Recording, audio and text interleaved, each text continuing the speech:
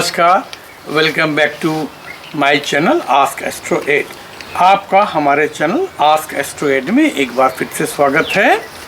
आज हम आपसे बात करते हैं सूर्य ग्रहण के बारे में। सूर्य ग्रहण को लेकर के बहुत सी भ्रांति और बहुत सी चर्चाएं चल रही हैं। कुछ लोगों में डर है, कुछ में जुगुप्सा है, कुछ में जिज्ञासा है कि ये क्या है। तो सबसे पहले जानिए सूर्य ग्रहण पड़ कब रहा है। सूर्य ग्रहण आने वाले रविवार को 21 जून को सूर्य ग्रहण पड़ेगा। अब ये जो सूर्य ग्रहण है ये रविवार को पड़ने की वजह से इसका एक विशेष महत्व हो जाता है। तो सूर्य ग्रहण रविवार का मतलब रविवार जो सूर्य का दिवस है, संडे सूर्य का दिन है। तो सूर्य के दिन में ही अगर सूर्य को ग्रहण लगे तो ये अपने आप में बड़ी बात होती है। ऐसे भी हमारे हिंदू शास्त्र में और हमारे विश्व में भी ग्रहण का आना एक खगोलीय घटना तो है, लेकिन इसके साथ में कुछ न कुछ अनिष्ट जुड़ा होता है। ये जो ग्रहण आ रहा है ये कॉन्गो से शुरू होगा, अफ्रीका के कॉन्गो से, और पूर्वी दक्षिणी यूरोप और एशिया, मध्य एशिया होते हुए, भारत से होते हुए, चीन होते हुए ये मलेशिया, इंडोनेशिया, पापुआ न्यूगिनी पर जाकर के ख़त्म होगा। जो लगभग जो डेट लाइन है, इंटरनेशनल डेट लाइन है, वहाँ जाके ख़त्म होगा ये। और ये इसका जो मुख्य मार्ग है वो भारत के उत्तरी भाग से गुजरेगा। उत्तरी भाग का अर्थात दिल्ली से उत्तर में, मतलब हिसार के पास से ये जाएगा और होते हुए ये तिब्बत होते हुए जाएगा। अब एक तो सूर्य ग्रहण सूर्य के दिन, और इसका महत्व तो काफ़ी होता है। ऊपर से ये पड़ रहा है आर्द्रा नक्षत्र में, जो ऐसे भी कठिन है इनके लिए, और ये मिथुन राशि और धनु राशि के एक्सिस में पड़ रहा है। तो धनु राशि और मिथुन राशि के एक्सिस में पड़ने की वजह से जिन पर शनि की दृष्टि है, मंगल वहाँ बैठा है, और शनि की दृष्टि के कारण से मंगल भी और ज़्यादा दूषित हो गया है। तो मंगल शनि ये मिलके एक तरह का जो योग बनाते हैं वो अच्छा योग नहीं होता है, तो वो अनिष्टकारक होता है। मार पीट, युद्ध, महंगाई, इन सबों का ये कारक माना गया है। तो जब ये यहाँ से गुजरेगा तो आप देखिए ये क्षेत्र कौन से आ रहे हैं, ये पाकिस्तान, भारत और चाइना। और अभी देखिए इन क्षेत्रों में ही, और भारत के उत्तरी भाग में लद्दाख में ही प्रॉब्लम शुरू हुई है चीन के साथ में। तो ये चीज़ें ठीक नहीं है। रविवार को ग्रहण जो है भारतवर्ष में सवेरे 9:15 और 57 सेकंड से शुरू होगा, लेकिन इसमें जो ये जो ग्रहण है वो कंकणाकृति, मतलब रिंग ऑफ फायर कहलाता है। ये कब बनता है? जब चंद्रमा पृथ्वी से सर्वाधिक दूरी पर होता है और सूर्य के और पृथ्वी के मध्य में हो जाता है, तो उस पर पृथ्वी की छाया पड़ती है और सूर्य को वो कवर कर लेता है लगभग। तो ये ग्रहण बनता है जिसको हम रिंग ऑफ फायर बोलते हैं। ये इस दशक का आखिरी सूर्य ग्रहण है, इतना बड़ा। अब इसके बाद आपको 2023 में ही मिलेगा, और भारत में तो भी पड़ेगा भी नहीं। 2020 में एक सूर्य ग्रहण पड़ेगा जो ऑस्ट्रेलिया वगैरह में दिखेगा, लेकिन भारत में वो नहीं पड़ेगा। तो इस ग्रहण को लेकर के जो लोगों में चिंता है, जो भय है, यहाँ भय करने की ज़रूरत नहीं। एक बात समझिए, जो ग्रहण होता है कोई आप अकेले इंडिविजुअल नहीं है जिनके लिए होता है, ये सामूहिक होता है, सारे लोगों पर पड़ता है। अब देश में अगर कुछ उथल पुथल होगी तो हम आप कहाँ बचेंगे, हम आप आएंगे ही उसमें ना। तो इसका सूतक 12 घंटे पहले लगता है। तो शनिवार की रात को 9:17 से इसका सूतक लगेगा, और सवेरे 9:15 57 सेकंड पे ये ग्रहण शुरू हो जाएगा।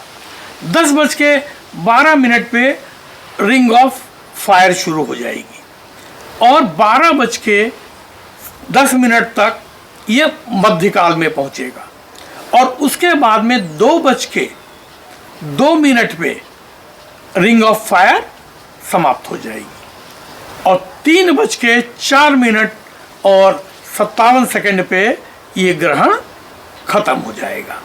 उसके बाद अब करना क्या चाहिए ऐसे समय में? देखिए, सारे लोग कहते हैं खाना मत खाओ, ये फेंक दो, वो फेंक दो। नहीं, कुछ फेंकने की ज़रूरत नहीं है।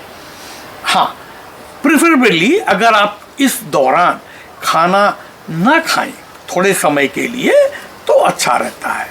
अब एक बात बड़े मज़े की होती है, हर आदमी ये बोलता है कि साहब बच्चों को और गर्भवती स्त्रियों को परहेज़ करना चाहिए, लेकिन उनको ये नहीं लगता है। अरे भाई, ये खगोलीय घटना है।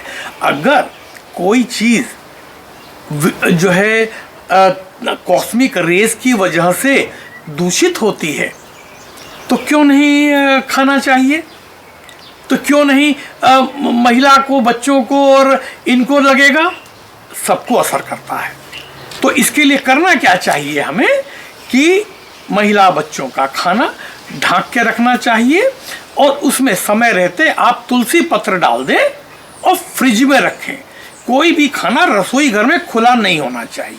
अगर जिनके पास फ्रिज की सुविधा नहीं है तो बेहतर है कि वो लोग खाना ढक के रखें और ढकने के लिए कोई भी धातु का बर्तन इस्तेमाल कर सकते हैं या केले का पत्ता इस्तेमाल करते हैं। केले का पत्ता ढकने से चीज़ों में वो रेज नहीं जाती हैं। ये एक बड़ी खास चीज़ है। अब हर आदमी ये कहता है कि साहब सूर्य ग्रहण है, सूर्य का जाप कर लीजिए, ठीक हो जाएगा। अरे भाई, एक बात आप बताओ, सूर्य पर तो खुद ही ग्रहण लग रहा है, सूर्य तो खुद ही दूषित हो रहा है। तो सूर्य का जाप करके जो व्यक्ति खुद संकट में हो, अगर कोई डूब रहा है तो उसी का आप गर्दन पकड़ोगे तो वो जो बात कहते हैं ना कि हम तो डूबेंगे सनम, तुमको भी ले डूबेंगे, तो आप भी जाओगे। सूर्य तो जा ही रहा है। सूर्य का पाठ करते हैं। हमको याद है, हमारे बचपन में हम बनारस में रहते थे, सवेरे से ग्रहण लगने के पहले से हजारों हजार लोग आते थे गांवों से और वो जाकर के गंगा जी में डुबकी लगा के बैठ जाते थे और जब ग्रहण का मोक्ष होता था तभी वो निकलते थे। फिर मंदिरों में जाकर दर्शन करके तब वो घर पहुंचते थे। आज के दिन में जो कर सकते हैं, गंगा के किनारे हैं वो कर सकते हैं, हर जगह तो गंगा है भी नहीं, तो होता भी नहीं है। तो करना क्या चाहिए? देखिए, सूर्य पर ग्रहण किसके वजह से लगता है? सूर्य पर ग्रहण लगता है राहु और केतु की वजह से। राहु के ग्रसने से सूर्य जो है अपनी कांति खोता है। तो हमें क्या करना चाहिए?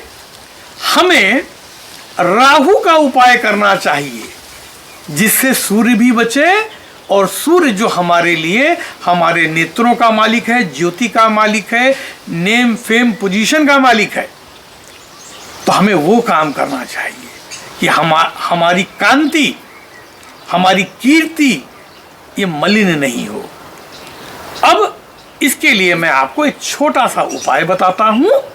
ये करें, आप कहीं रहते हो, आप अमीर हो, गरीब हो, आप कुछ भी हो, ग्रह सबके लिए एक जैसे हैं। मैं पुनः दोहराता हूं और इससे आपका बचाव होगा। और ये चीज आप प्रत्येक ग्रहण पर या किसी भी ग्रहण पर कर सकते हैं अपने बचाव के लिए, व्यापारिक प्रतिष्ठान के बचाव के लिए।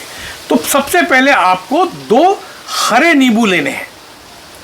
2 हरे नींबू लीजिए और उसमें एक टूथपिक से आप अलग अलग जगह पर छेद बना दीजिए और उसमें 9 लौंग लेकर के उसके भीतर आप गुजर दीजिए राउंड चारों ओर, उसके भीतर आप धंसा दीजिए और उसके बाद में दोनों नींबुओं को अपने घर के दरवाजे पर एक दाहिने एक बाएं आप रख दीजिए और उसको वहां तब तक पड़ा रहने दीजिए जब तक कि वो सूख नहीं जाते हैं। और दूसरा काम क्या करना है? देखिए, राहु का प्रभुत्व गेहूं पर होता है, तो गेहूं कि एक रोटी बनाइए, एक रोटी बना के उसके एक अच्छी तरह तवे पे सेक लीजिए, सूखी सूखी। सेकने के बाद में एक साइड पे देसी घी लगा करके उसको चिकना कीजिए, बिल्कुल ग्लेज्ड। तो गेहूं और घी ये दोनों राहु के लिए है। और उसके बाद में उसमें अपनी शक्ल देखिए, तो जो भी देखिए, हमने पहले भी बताया है दुर्भाग्य क्या है, हमारा जो सौभाग्य है उसकी प्रतिच्छाया है, अपोजिट इज दुर्भाग्य, भाग्य का उल्टा दुर्भाग्य। हमने पहले भी अपने एक वीडियो में बताया है कि how we will define success, हम सफलता को कैसे परिभाषित करेंगे। सफलता क्या है? The success is nothing but the failure turn inside out is the success. तो हम जब सफलता को उलट देते हैं तो असफलता है, और असफलता को उलट देते हैं तो सफलता है। तो हमारा जो सौभाग्य है इसकी प्रतिच्छाया है दुर्भाग्य। तो हम उस रोटी में अपनी शक्ल देखें और उसको ऐसे करके मोड़ के गोला बना लें। उसके बाद में जो लोग गायों के पास जा सकते हैं या जिनका एक्सेस है गाय तक, वो गाय को खिला दें, नहीं होने पर वो किसी कुत्ते को खिला दें, और वो भी नहीं होने पर आप उसको लेकर के थोड़े थोड़े टुकड़े तोड़ के बाहर चिड़ियों को डाल दें। चिड़िया खा लेंगी, आपका ग्रह दोष दूर हो जाएगा। अब लगे हाथ मैं आपको बता दूं ऑस्ट्रेलिया में ये ग्रहण कब लग रहा है। एक्चुअली ऑस्ट्रेलिया में ये ग्रहण जो है ये सिर्फ जो है नॉर्दर्न टेरिटरी के कुछ हिस्से में और क्वींसलैंड के उत्तरी हिस्से में लगेगा, बाकी जगह पर ये लगेगा नहीं। मेलबर्न, सिडनी और पर्थ में ये दिखाई नहीं देगा, ये ग्रहण यहाँ विजिबल नहीं है। और इसका जो टाइमिंग है वो टाइमिंग मैं आपको ज़रा सा बता देता हूँ कि मेलबर्न और इसका टाइमिंग क्या है। ये मेलबर्न के हिसाब से 1:45 और 58 सेकंड पे लगेगा, और 2:47 दोपहर में ये जो है मध्य पे पहुंचेगा। उसके बाद में 21 जून को 4:40 पे ये समाप्ति की ओर बढ़ेगा, पूरी तरह लग जाएगा और घटना शुरू होगा। और जो है 7:22 पर शाम को ये मोक्ष होगा, खत्म होगा। तो ये है ऑस्ट्रेलिया का टाइमिंग्स। तो आप इस हिसाब से रहें, इससे बिल्कुल मत डरें। टीवी वाले और दूसरे लोग बहुत डराते हैं कि क्या होगा। हाँ, दिक्कत है, लेकिन ये छोटे छोटे उपाय हैं जिनसे आप बाहर निकल जाएंगे, कोई बड़ी चीज़ नहीं है। तो इन उपाय को करके देखें और हमको ईमेल करें, मैसेज करें। अगर आपको हमारी चीज़ पसंद आए तो हमारे प्रोग्राम को थम्स अप करें और सब्सक्राइब करें। मिलते हैं किसी एक और अगले एपिसोड में, तब तक के लिए आपसे विदा लेते हैं। सुखी रहिए, स्वस्थ रहिए, नमस्कार।